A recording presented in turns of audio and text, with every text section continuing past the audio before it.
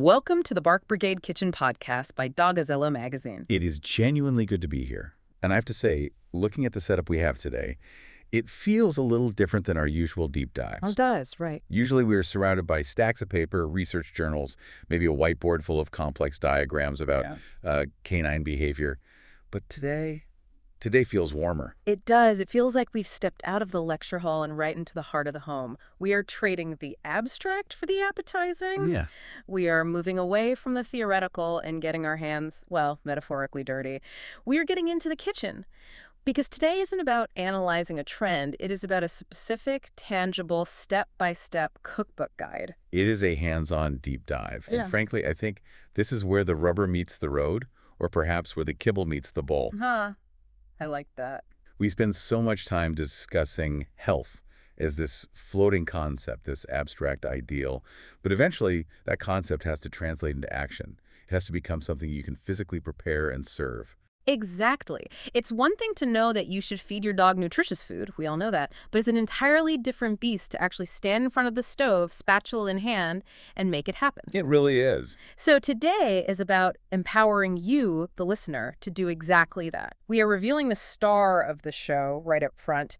We are making the beef and broccoli nutrient mix. Beef and broccoli nutrient mix. It sounds almost clinical when you say it like that. A little bit, yeah. But looking at the source material from Dogazilla Magazine, specifically from their dog chef, it's actually quite a culinary classic. It's a pairing that works on a flavor level, but the way they frame this recipe is very specific. They call it a delightful and nutritious meal option. Delightful and nutritious. That really is the holy grail, isn't it? Usually you get one or the other. For sure. It's either delicious junk food that dogs go crazy for but isn't great for them, or it's this bland, healthy stuff they turn their noses up at. Precisely. And that is the challenge this recipe attempts to solve. But if we look at the core promise they are making, the thesis statement of this dish, if you will, it's about the combination. It's about combining high-quality protein with essential vitamins and minerals. Okay, let's unpack that right from the start. Protein and vitamins. We see those words plastered on every bag of dog food in the aisle. Oh, yeah. They are buzzwords. But here, in a home-cooked context, we are seeing exactly where they come from. We aren't trusting a label. We are seeing the source. That is the beauty of the home kitchen. You control the input, and the mission of this deep dive is to guide you, the listener, through the creation of this recipe. We want to ensure you don't just have a list of ingredients scribbled on a napkin. Right. We want you to understand the method, the chemistry, and the why behind every step. The goal, according to the source, is to create a balanced homemade dog food diet for your furry companion. Furry companion, I love that phrasing. It reminds us why we go to this effort. We aren't just feeding an animal, we are nourishing a friend. So let's not waste any time. Imagine we are standing in the kitchen, we've got the counter wiped down, we're ready to go. We need to start with section 1, the ingredient inspection. And we have to start with the heavyweight champion of this recipe, the protein foundation. The main star of this dish, without question, is 1 pound of lean ground beef. 1 pound lean ground beef. Now, I have to pause here because I'm looking at this recipe and I'm thinking about my grocery budget. Sure. When I go to the store, I see the 80-20 beef, the stuff with 20% fat, and it's usually cheaper. Then I see the lean stuff, the 90-10 or even 937, and the price tag jumps up. The recipe specifies lean. Is the dog chef just being fancy here? Can I just grab the cheaper, fatty stuff and call it a day? That is a very common question, and I'm glad you challenged that because it is the single most important distinction in this entire ingredient list. Yeah. The short answer is no, you cannot just grab the fatty stuff. Really? The dog chef notes that using lean beef is crucial. Crucial. That's a strong word. It's not recommended or preferred. It's crucial. Why? What is the biological stake here? It comes down to the physiology of the modern dog. The source states that choosing lean beef reduces unhealthy fat content. Now, we need to understand that while dogs use fat for energy, an excess of rendered fat, like what you get in a pan of 70-30 ground beef, can be genuinely dangerous. Dangerous how? We are talking about the risk of pancreatitis, which is a painful and serious inflammation of the pancreas. Oh, wow. So when we talk about unhealthy fat content, we aren't just talking about the dog getting a little chubby around the waistline. We are talking about actual organ stress. Exactly. In the wild, a wolf might expend massive amounts of calories hunting so they can handle high fat. But our furry companions, as the text calls them, are often sleeping on the couch for 16 hours a day. Oh, they. They don't have the caloric burn to handle that much grease. So by specifying lean, the recipe is acting as a safeguard. That makes total sense. So I'm paying a little extra at the butcher counter, but I'm buying safety. I'm buying peace of mind. You are. But you're also buying something else. The source explicitly connects the lean meat to a positive outcome. It says it provides high protein levels necessary for the dog's muscle development. Muscle development. See, that sounds like something a bodybuilder would say. My dog is mostly working on his nap development. Does he really need high protein for muscle? He does. Think about what protein actually is. It's amino acids. Right. It's the building blocks of life. Even for a sedentary dog, their body is constantly repairing tissue, growing hair, maintaining skin, and supporting the immune system. All of that requires protein. Okay, that makes sense. If you use fatty meat, a large percentage of what's in the bowl is just grease calories without structure. By using lean beef, you are ensuring that the bulk of that meal is usable, structural material for the dog's body. That is fascinating. So when I look at that package of lean beef, I shouldn't just see dinner. I should see maintenance blocks for my dog's body. That's a great way to put it. I'm consciously making a choice to reduce the risk of illness while maximizing the fuel for their muscles. It really changes your perspective on grocery shopping, doesn't it? Yeah. It shifts the mindset from filling a bowl to fueling a biology. It really does. It emphasizes the quality aspect. This isn't just throwing table scraps or the fatty trimmings into a bowl because the dog will eat anything. Yeah. This is intentional. It's about specific nutritional goals. Oh. Okay, so we have our pound of lean beef. That's the foundation. But a foundation needs a house. Let's move to section 2, the ingredient inspection, the green superfood. Yes, we need to talk about the veggie component. The recipe calls for 2 cups of fresh broccoli. Broccoli, the little trees. No, I have to be honest. When I was a kid, I wouldn't touch broccoli. And I know some dogs who look at a vegetable and give you that look like, are you serious? Yes, that look. But the recipe is specific here. 2 cups. Does it say how to prep it? Do we just toss in the whole florette? Absolutely not. And this is a safety issue as much as a nutritional one.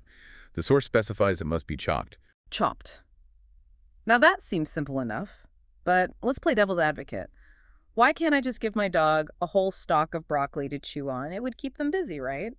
It might, but it poses a significant risk. The recipe is designing a wholesome meal to be eaten from a bowl. Okay. If you have a dog that tends to inhale their food, which many do, a large chunk of fibrous broccoli can be a major choking hazard. It can get lodged in the esophagus. Right. Dogs don't really chew their food like we do. We grind our food. Dogs tend to shear and swallow. Exactly. So chopped ensures that the food is mechanically safe to swallow. But there is another layer to this, which connects to the source's note on digestion. Oh. By chopping the broccoli, you are increasing the surface area. You are breaking down some of the physical structure before it even hits the heat. This makes it much more likely that the dog's digestive enzymes can actually get to the nutrients inside. That's a great point. We want them to absorb the good stuff, not just pass it through. Precisely. And speaking of the good stuff, let's talk about the nutritional payload. Why broccoli? Why not, I don't know, corn or potatoes? Yeah. What is the source telling us about broccoli specifically? The source is very clear on the why here. It lists specific vitamins that make broccoli a powerhouse. Vitamin A, vitamin C, and vitamin K. The big 3, A, C, and K. But let's deep dive on those for a second, because hearing vitamin K is nice, but what does it actually do for the dog? Why should I care if my dog gets vitamin K? Vitamin K is absolutely critical. It plays a key role in blood clotting coagulation.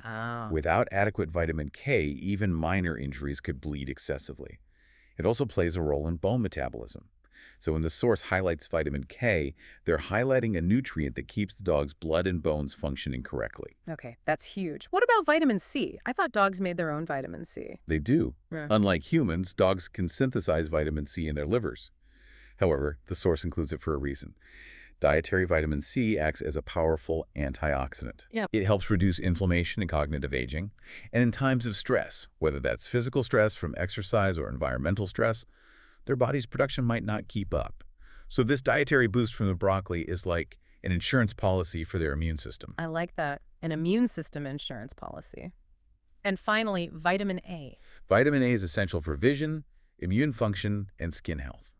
If you want that shiny coat and bright eyes, vitamin A is a key player. So when you look at that pile of chopped broccoli, you aren't just seeing fiber. You are seeing blood health, immune support, and vision support. That's it, exactly. It really validates why the recipe chose broccoli.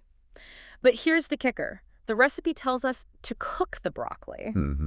And this is where I get confused sometimes. I hear people talking about raw diets all the time. They say cooking kills the nutrients. But this source argues the opposite. In this specific context, yes.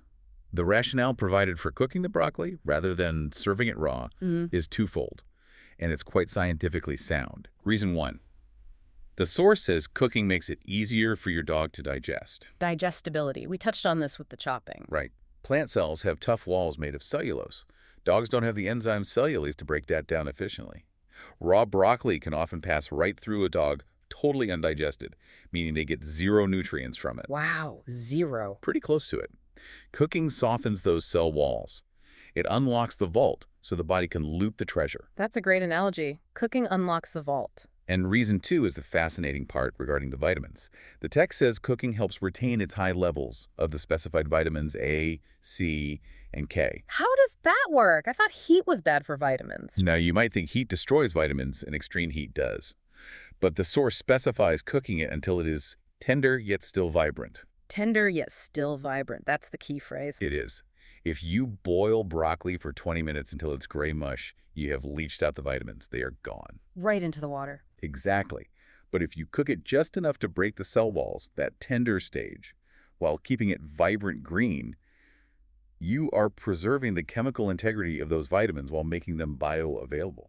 It's a sweet spot. So it's not raw, crunchy, indigestible broccoli, and it's not gray, nutrient-dead mush. It's that vibrant middle ground. That is where the nutritional value meets the digestive practicality. Precisely. You are balancing bioavailability with nutrient retention. Okay, we have our protein foundation, the lean beef. We have our green superfood, the chopped broccoli, but we aren't done yet. Let's move to section 3. We need to talk about carbs and liquids, the supporting cast. This is where the recipe offers some flexibility, which I think is very respectful of the diverse needs of different dogs. The next ingredient is 1 cup of brown rice. Brown rice, a staple in many households, but I noticed a very specific note in the text about this. Yes, the nuance here is important. The source labels the brown rice as optional. Optional. That's interesting. Usually recipes are rigid. Do this or it fails. Why is the rice optional? The source notes, it is for additional carbohydrates. This implies that the owner has the agency to tailor the meal based on the dog's energy needs. This is a nod to bio-individuality. Bio-individuality, meaning every dog is different. Exactly. If you have a border collie who runs 5 miles a day, that dog is burning glycogen like crazy. They need that brown rice. It provides a slow-burning, sustained energy release. Makes sense. But if you have an older bulldog who moves from the bed to the couch and back, Like my nap development expert I mentioned earlier. exactly, that dog might not need the extra caloric load from the carbs. In fact, leaving the rice out might help manage their weight better. It's in the recipe, trust me. By making it optional, the dog chef is treating you, the listener, as an intelligent participant. You are tailoring the meal based on your dog's lifestyle. I really appreciate that. It's not one size fits all. It empowers the owner to make a judgment call. Now, we also need to talk about the cooking mediums, the things that bring the texture and moisture. What are we using to cook? We have 2 liquid elements here. First, 1 tablespoon of olive oil. Okay. And second, 14 cup of low-sodium beef broth. Let's talk about the olive oil first. Is that just to keep the meat from sticking, or is there a nutritional play there too? Olive oil is a great source of monounsaturated fats and antioxidants. It's excellent for skin and coat health. So while it serves a culinary purpose, lubrication, and heat transfer, it's also a nutritional additive. Dual purpose. Love it. Now, I want to zero in on that broth. The source doesn't just say beef broth. It specifically, emphatically says low sodium. This is the expert voice of reason coming through in the recipe. Low sodium is a critical specification. I cannot stress this enough. Why? I mean, I like salt. My dog licks my salty arm after a run. Why is salt in the broth such a big deal? Dogs process sodium differently than humans. Their kidneys are efficient, but they are not designed to handle the massive salt loads found in human processed foods. Ah. A standard cube of beef bouillon or a can of regular soup is a salt bomb. It can lead to excessive thirst, urination, and in severe cases, sodium ion poisoning. Yikes. So using regular broth is actually dangerous. It is. By specifying low sodium, the recipe is prioritizing health. But, Yeah. and this is the clever part, why add it at all? Why not just use water? That was my next question. Water is wet, It provides moisture. Why risk the broth? The source addresses this perfectly. It says the broth is for added moisture and flavor. Okay, so taste. This is about palatability. We have to remember, dogs navigate the world through their nose. Their sense of smell is thousands of times better than ours. Right. They smell the world. Water is odorless, but warm beef broth, that releases a bouquet of meaty aromas that triggers the dog's appetite instantly. It makes the meal delightful, as the intro promised. I see. We want the dog to enjoy this meal. The broth provides that savory richness, the umami, without compromising the health aspect, provided you stick to the low-sodium instruction. So it's a hack. It's a flavor hack to make the healthy broccoli and lean beef taste like a cheat meal. Exactly. It connects back to that idea of a wholesome meal. It should be safe, healthy, but also tasty. We aren't punishing the dog with a diet, we are treating them. Okay, so we have our mise en place, we have the lean beef for muscles, we have the chopped broccoli for vitamins, we have the optional brown rice for energy, we have the olive oil, and the low-sodium broth for flavor and moisture. We are ready. Let's cook. Now, we need to actually make this thing. Let's move to Section 4, the Method Step-by-Step Cooking Guide, Phase 1. Phase 1 is all about the protein. Step 1 is the setup. We are instructed to begin by heating the olive oil in a large skillet over medium heat. A large skillet? I'm imagining a nice big cast iron or a non-stick pan. Why large? You have a pound of beef and 2 cups of veggies, plus potentially rice. You need surface area. Oh, If God. the pan is too small, you aren't sautéing, you're steaming. The meat releases water, and if it's crowded, it just boils in its own juices. It turns gray and sad. You want enough room for the moisture to evaporate so you get that flavor development. Good tip. Don't crowd the pan. And medium heat. We aren't searing a steak at 500 degrees, and we aren't slow cooking at a simmer just yet. Exactly. Medium heat allows us to control the cook. Okay, the oil is shimmering, it's hot. What's step 2? Step 2 is adding the ground beef to the skillet. And here's where the sensory experience kicks in. You drop that meat in sizzle. That sound is the sound of cooking starting. How long are we doing this for? Does the source give us a timeline? It does. The source specifies a duration of 5 to 7 minutes. But honestly, time is just a guideline. More importantly than the clock, the source describes the technique. Oh, I love a good technique tip. What does the dog chef tell us to do? It instructs us to break the meat into smaller pieces as it cooks. Break the meat into smaller pieces. So imagine you're standing there with your spatula. You aren't just letting a big patty sit there like a hamburger. You are actively working the meat. Right, you are chopping it up in the pan. And again, think about the end user, the dog. Mm-hmm. You want a texture that is appropriate for them. You don't want giant clumps that they might gulp down whole. You want a consistent, gravel-like mix that integrates well with the other ingredients. It's about creating a uniform bite. You want every mouthful to have a little beef, a little broccoli, a little rice. If you have giant meatballs, the dog eats the meat and spits out the broccoli. Exactly. It prevents selective eating. If you mix it thoroughly and break it down, they can't pick around the healthy stuff. Smart. And what's the visual cue? How do we know when we are done with this step? The source is simple here. Cook until browned. Browned. And brown implies flavor too, right? That Maillard reaction. It does. Even for dogs, that browning reaction creates complex flavor molecules that are highly palatable. But mostly, it's a safety indicator. Thoroughly cooked is the phrase used later. We want to eliminate any pathogens, any bacteria that might be on the raw meat. So no pink? No medium rare for this specific recipe. Got it. So 5 to 7 minutes. The kitchen smells like cooking meat. We are breaking it up with the spatula, getting that nice browning on the lean beef. Now, the meat is cooked. Do we just dump everything else in? Let's move to Section 5, the Method Step-by-Step Cooking Guide, Phase 2. This is where timing and the order of operations matters immensely. Step 3 is adding the greens. We add the chopped broccoli to the skillet after the beef is thoroughly cooked. That's a key distinction. We aren't cooking them together from the start. I'm lazy. I want to throw it all in one pot at the beginning. If you did that, you would ruin the broccoli. Think about the cooking times. Beef takes 5 to 7 minutes to brown safely. Right. If you put the finely chopped broccoli in at the start, by the time the beef is brown, what happens to the broccoli? It would be absolute mush. It would be disintegrated. Exactly. And remember our goal, tender yet still vibrant. There's that phrase again. We want to retain those vitamins A, C, and K. Yeah. We want to preserve the structure. So we add it after the beef is done. This is called staging your ingredients. Staging. It makes you feel like a pro chef. Okay, so the beef is brown. We toss in the chopped broccoli. It hits the pan. Step 4, the simmer. How long are we cooking the broccoli for? The source says approximately 3 to 5 minutes. 3 to 5 minutes, that's quick. It is. It's just enough time to soften those cell walls we talked about. And the goal texture is explicitly described in the source. Tender, yet still vibrant. I keep coming back to that phrase, tender yet still vibrant. It really paints a picture. You want that bright emerald green color. You don't want it turning that dull olive drab color that overcooked institutional broccoli gets. Correct. That vibrancy is a visual indicator of the nutrient retention. The chlorophyll is still intact, and likely so are the heat-sensitive vitamins. And the technique here, are we just letting it sit? The instruction is stirring occasionally, so keep things moving. This ensures even cooking so you don't have some pieces raw and some pieces burnt. And it mixes it all together. Yes, it mixes the broccoli into the rendered beef juices, coating them in flavor. So the broccoli's getting a flavor bath in the beef juices while it cooks. That's how you get a dog to eat their greens. Exactly. You were tricking them with flavor chemistry. Okay, so we have the beef browned. We've added the broccoli and cooked it for another 3 to 5 minutes until it's vibrant and tender. Now we need to bring it all home. Section 6, the method assembly and finishing. This is the final stretch. This is where we integrate the optional ingredients and the liquids to bind the meal together. Step 5 involves the rice. Right.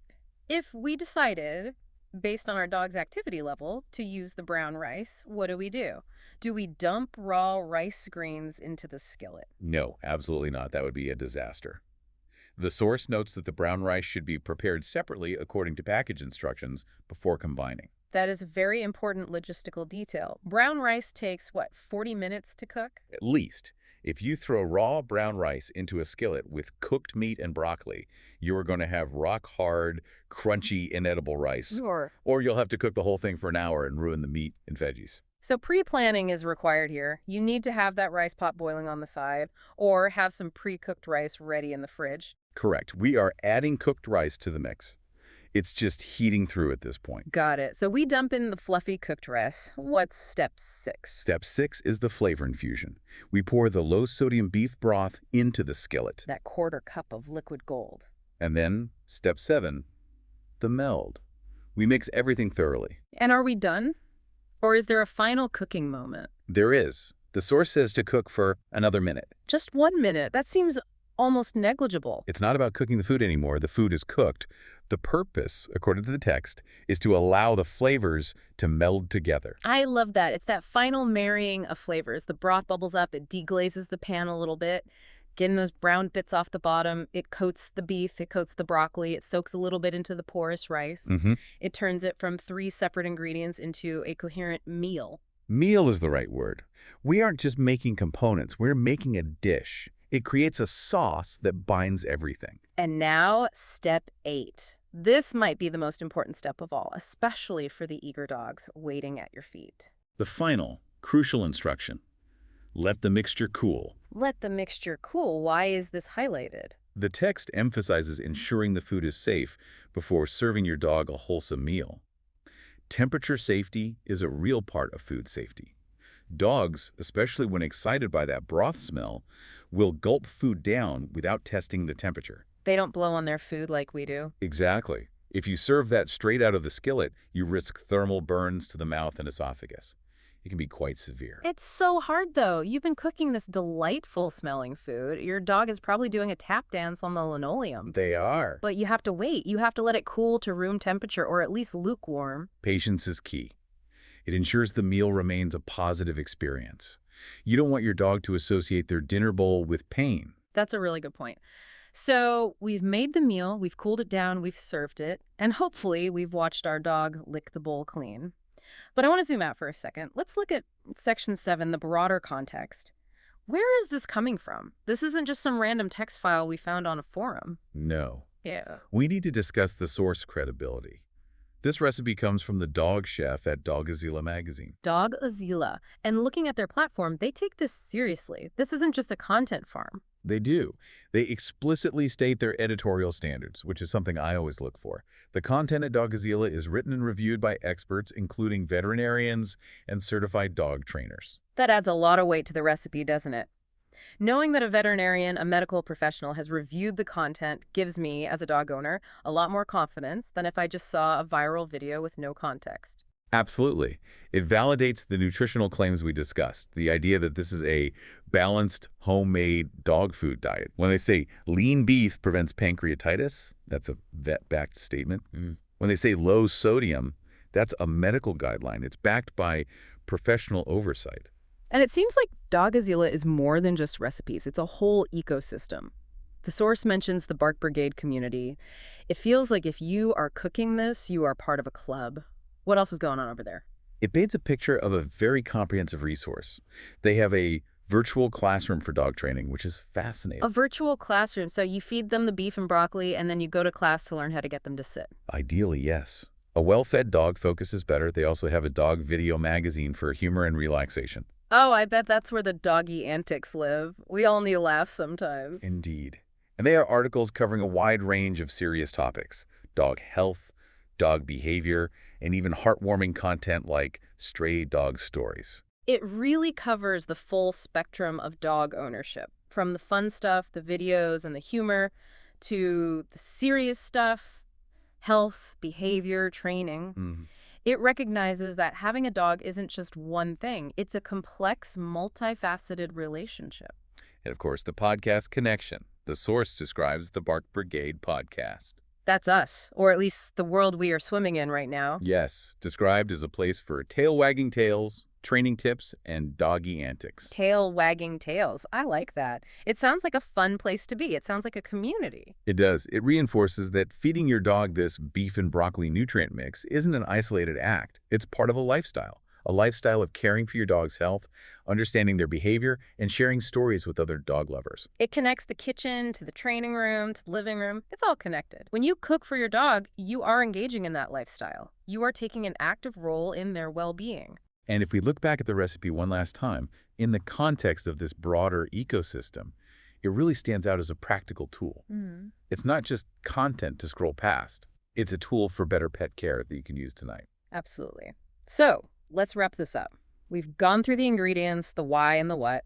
We've gone through the method, the techniques, and the timing. And we've looked at the mission. To summarize, we have created a meal that is a thoughtful mix of lean beef for protein, fresh chopped broccoli for vitamins, and optional brown rice for energy.